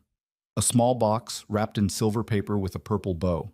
Mia opened it carefully, and inside was a necklace. A simple silver chain with a small pendant shaped like a heart. Mia looked up at Harper, eyes wide. Harper typed on her phone and showed it to her. "It was my mom's. I want you to have it." Mia's bottom lip trembled. "Really?" Harper nodded. Mia threw her arms around Harper's neck and hugged her so tight Noah thought she might never let go. "Thank you," Mia whispered. "I'll keep it forever." Harper's eyes were wet when Mia finally pulled back. She helped Mia put the necklace on, and Mia spent the rest of the morning showing it to Noah every 5 minutes, like he might have forgotten what it looked like.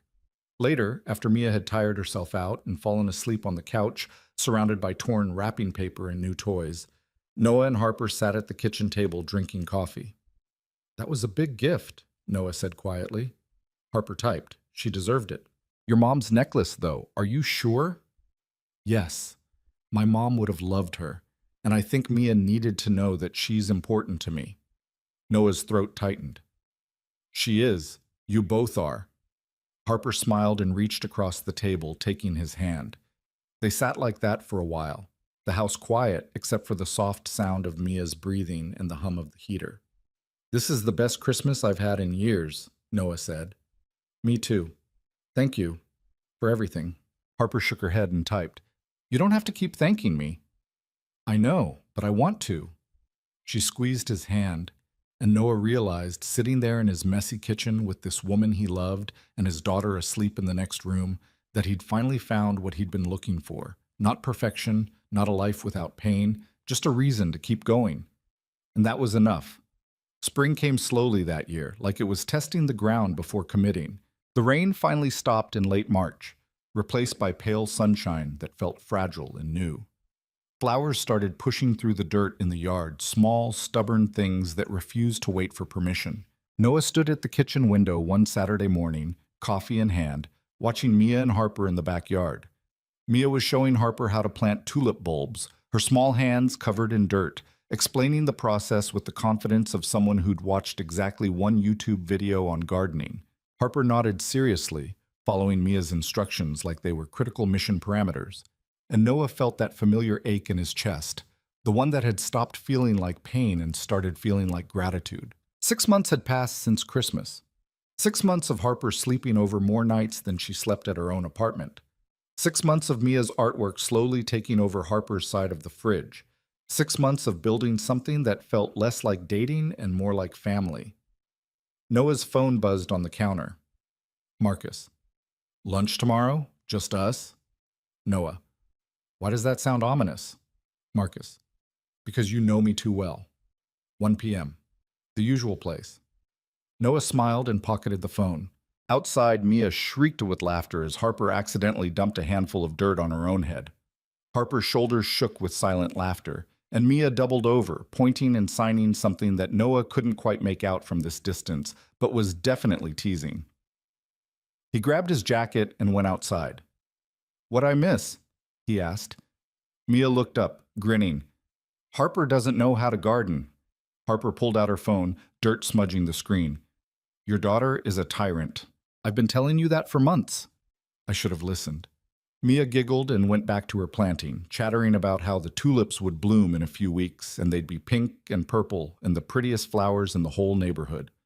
Harper stood and brushed the dirt from her jeans, mostly unsuccessfully. She looked at Noah, and something in her expression shifted. She typed, "Can we talk later? After Mia goes to bed?" Noah's stomach tightened. "Yeah. Everything okay?" "Yes. I just need to tell you something." "Good something or bad something?" Harper smiled. "I don't know yet. That didn't help."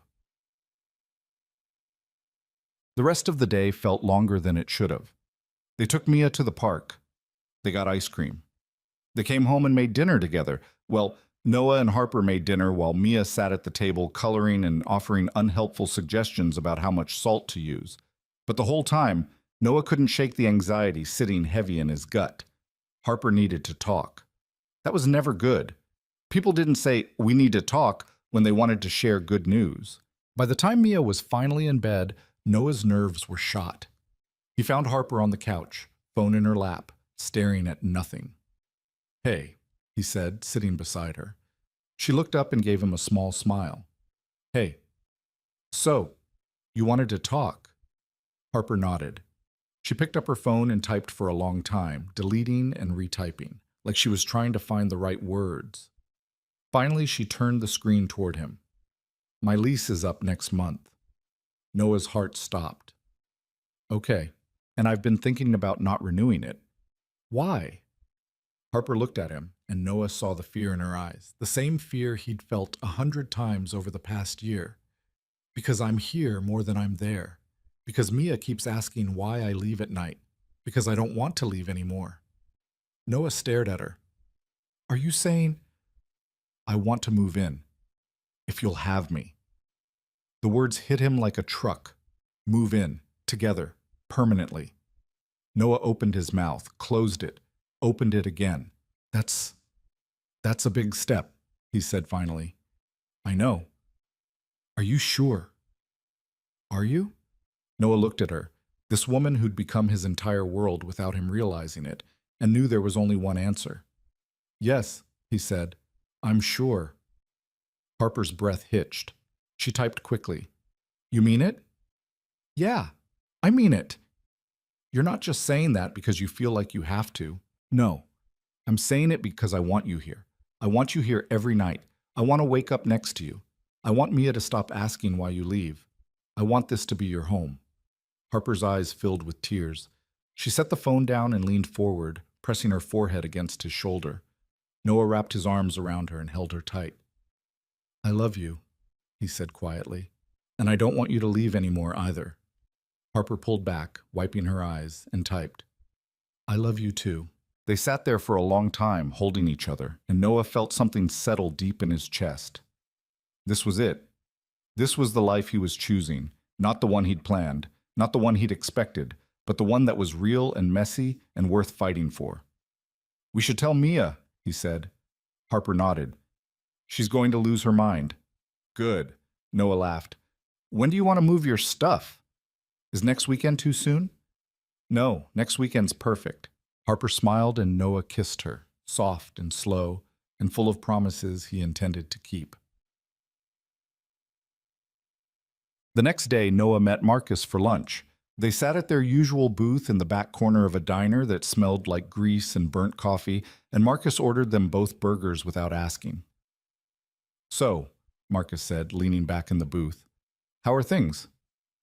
Good. Really good, actually. Yeah, you seem different. Different how? I don't know. Less like you're waiting for everything to fall apart. Noah thought about that. Harper's moving in. Marcus's eyebrows shot up. Seriously? Yeah, next weekend. Damn, that's huge. I know. How do you feel about it? Noah picked at the edge of his napkin. Terrified. But good terrified. Does that make sense? Perfect sense, Marcus grinned. I'm happy for you, man. You deserve this. Thanks. The waitress brought their food and they ate in comfortable silence for a few minutes. Then Marcus said, Can I ask you something? Always. When did you know that she was the one? Noah set down his burger and thought about it. I don't think there was one moment. It was just a lot of small things. The way she showed up when Mia was sick, the way she didn't try to fix me or change me, the way she made space for Emma instead of pretending she never existed. Marcus nodded. That's good. That's really good. What about you? You thinking about proposing to Sarah? Marcus's face went red. Maybe, I don't know. We've been together 3 years. It feels like it's time. Then do it. What if she says no? She's not going to say no. She's crazy about you. Marcus smiled. Yeah? Yeah. They finished their lunch, and as they were leaving, Marcus grabbed Noah's arm. I'm proud of you, he said. I know I give you shit, but I'm really proud of you. You've come a long way. Noah's throat tightened. Thanks, man. For everything. I wouldn't have made it without you. Yeah, you would have. You're stronger than you think. Noah didn't argue. He just hugged his best friend and tried not to cry in the middle of a diner parking lot. That night, Noah and Harper told Mia that Harper was moving in. Mia screamed so loud the neighbors probably heard. Then she ran around the house for 10 minutes, signing, Harper's staying, Harper's staying, at the top of her lungs, before finally collapsing on the couch in an exhausted, delighted heap. Does this mean you're going to marry Daddy? She asked, looking at Harper with wide, hopeful eyes. Harper glanced at Noah, then typed, Maybe someday. Is that okay with you? Mia nodded so hard her whole body shook. Yes, then you'll be my real mom.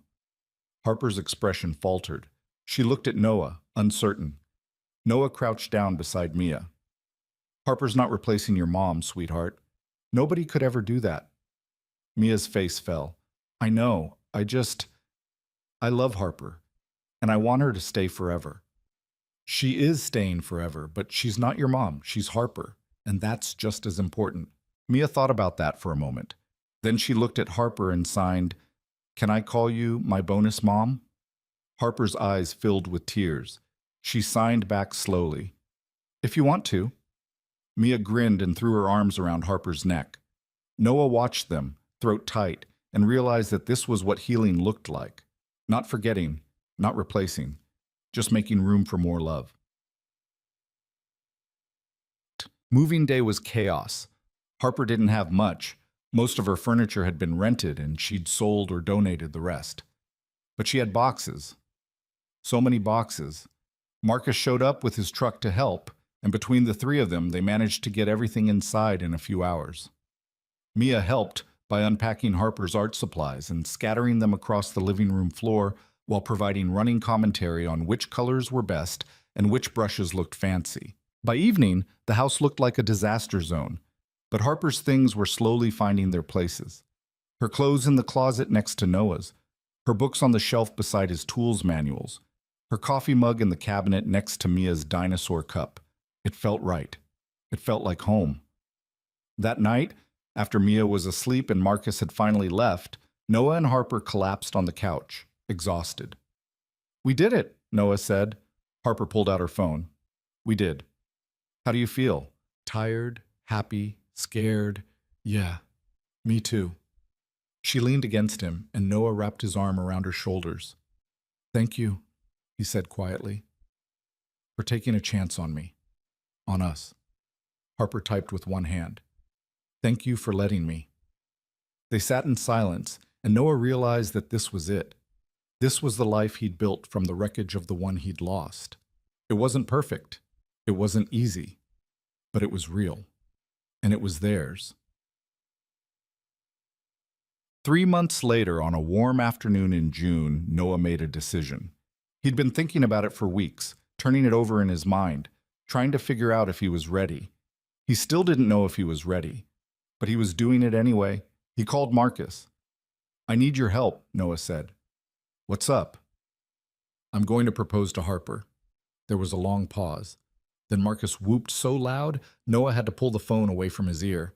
"Finally! It's about damn time. Calm down." "I'm not calming down. This is amazing. When?" "I don't know yet. Soon." "Do you have a ring?" "No. That's why I'm calling you." "Say no more. I know a guy."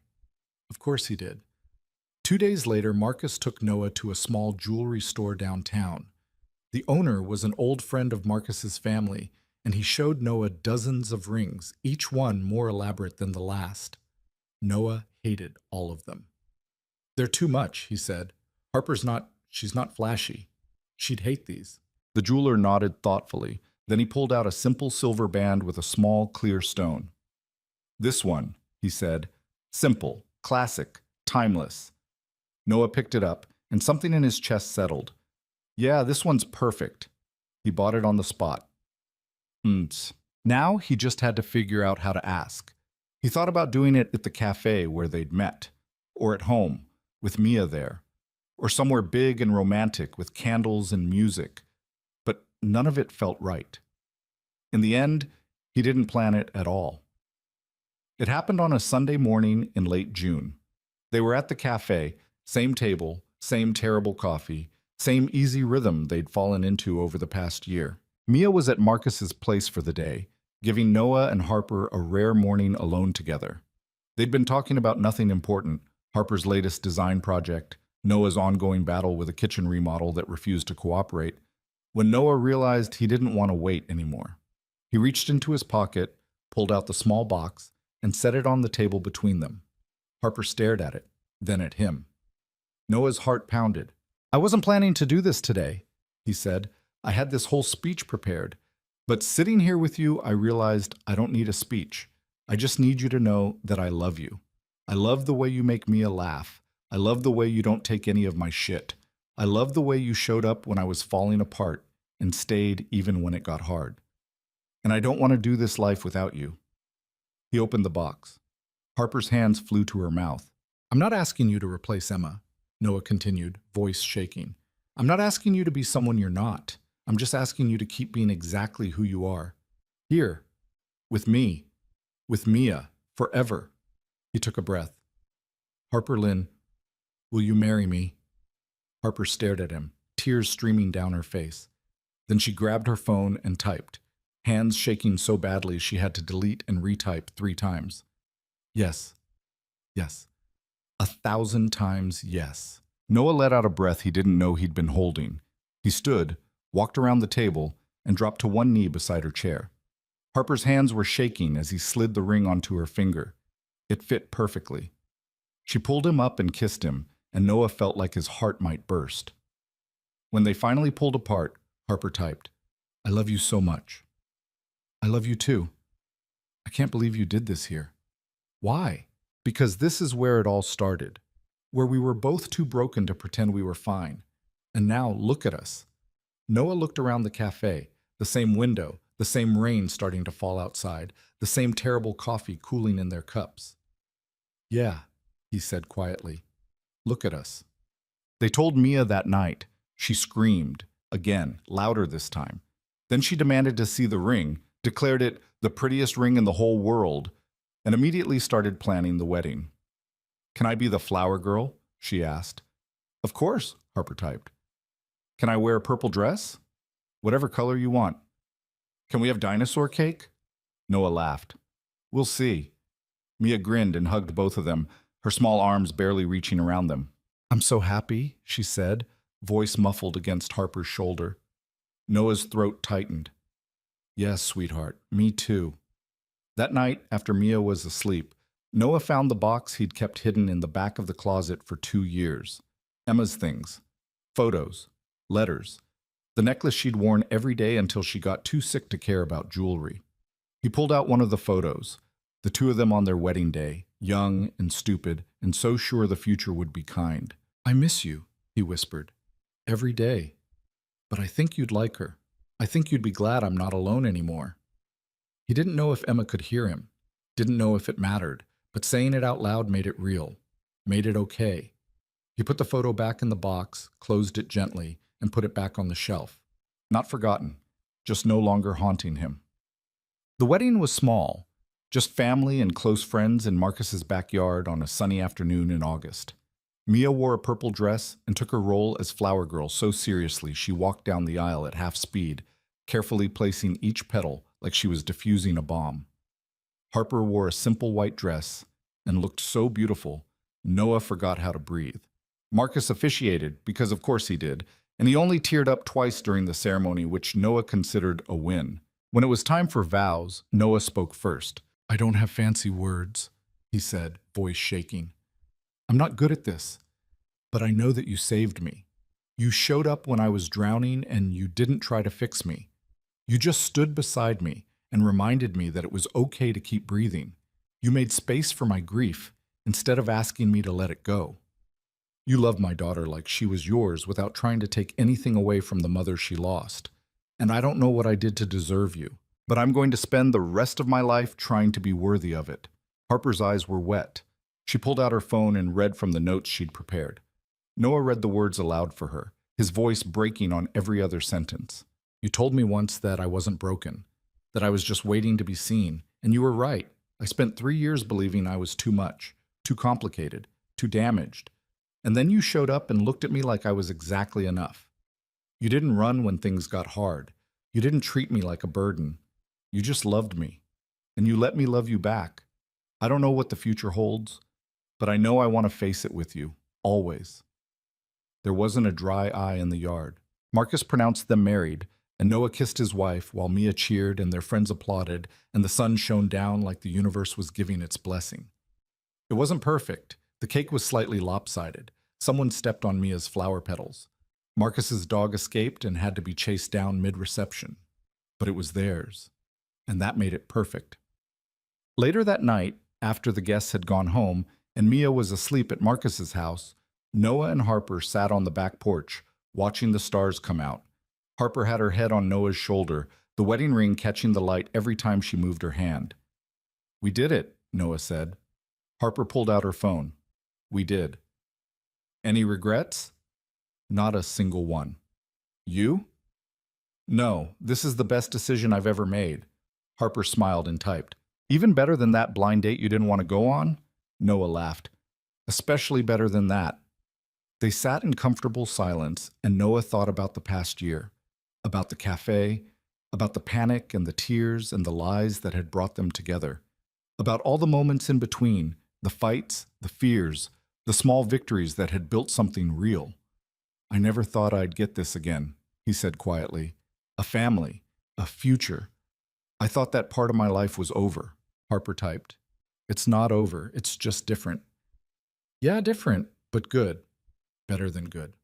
Noah turned to look at her. I love you. Harper set down her phone and signed it instead, slow and clear. I love you too. And sitting there under the stars with his wife beside him and his daughter safe inside, Noah realized something he'd been too scared to believe for 2 years. Life didn't end when the person you loved was gone. It just changed. And sometimes, if you were brave enough to let it, it changed into something worth living for. Not perfect, not painless, but real. And real was enough. 6 months later, on a cold morning in February, Noah stood in the kitchen making coffee while Mia and Harper sat at the table working on a puzzle. Mia had grown 3 inches and lost her first tooth. Harper had taken on 2 new clients and was talking about expanding her business. Noah had finally finished the kitchen remodel that had been plaguing him for months. Life had settled into a rhythm. Not easy, not simple, but theirs. Daddy? Mia said, looking up from the puzzle. Yeah, sweetheart? Do you think Mommy knows about Harper? Noah's chest tightened. He glanced at Harper, who was watching him carefully. He walked over and sat beside Mia. I think she does, he said quietly, and I think she's happy that we're happy. Do you still miss her? Every day. Me too. Mia fitted another puzzle piece into place. But I love Harper too. Is that okay? Noah's throat closed up. Yeah, baby, that's more than okay. Mia nodded, satisfied, and went back to her puzzle. Harper reached across the table and took Noah's hand. He squeezed it gently, and she squeezed back. And in that moment, Noah understood something he'd been searching for since Emma died. Love wasn't finite. You didn't run out. You didn't have to choose. You just made room. Room for grief and joy. Room for the past and the future. Room for the people you'd lost and the people you'd found. And somehow, impossibly, there was always enough. Noah looked at his daughter and his wife, sitting together at the kitchen table in the house that had become their home, and felt something he hadn't felt in years. Peace. Not the absence of pain, just the presence of something stronger. Hope, love, family. The future stretched out before them, uncertain and messy and full of possibility. And for the first time in a long time, Noah wasn't afraid of it. He was ready, ready to keep going, ready to keep building, ready to keep loving, even when it hurt. Because that's what life was. Not the absence of grief, just the presence of reasons to keep moving forward. And he had plenty of those now. He finished his coffee, kissed his wife, ruffled his daughter's hair, and thought about the blind date he'd never wanted to go on. The one that had started with tears and panic and 2 strangers colliding in the worst possible way. The one that had saved his life. Some people believed in fate, in destiny, in things happening for a reason. Noah didn't know about any of that, but he knew this. Sometimes the best things in life came from the moments you least expected, from the disasters that turned into miracles, from the people who showed up when you were broken and stayed until you remembered how to be whole. Harper wasn't his second chance. She was his next chapter. And Mia wasn't caught between 2 mothers. She was loved by both. Emma would always be a part of their story, her memory woven into the fabric of who they were. But the story didn't end with her. It just kept going. Messy and imperfect and beautiful. And that was more than Noah had ever thought possible. So he held on tight to the people he loved, grateful for every imperfect moment, and kept moving forward into whatever came next. Because life, he'd learned, wasn't about avoiding pain. It was about finding reasons to keep going anyway. And he'd found his.